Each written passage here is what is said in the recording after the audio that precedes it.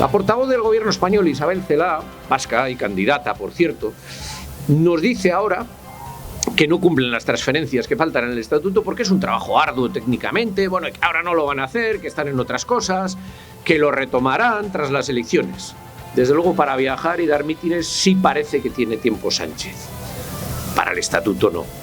Siempre con excusas para no cumplir el estatuto. Ya lo estoy viendo, porque después del día de las elecciones serán las negociaciones de gobierno, después la investidura, después la formación de gobierno, después que están preparando el presupuesto, después, siempre después.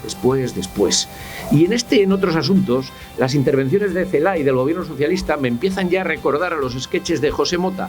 Hoy no, mañana. Gu talde bat gara, alderdi bat garelako.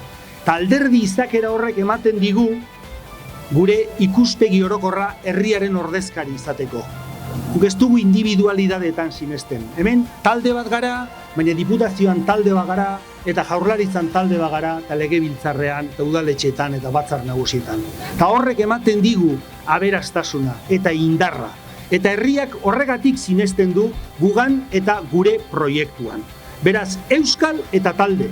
Zere Madrilen badaude, eta izango dira, euskal diren batzuk, eta talde diren batzuk ere bai.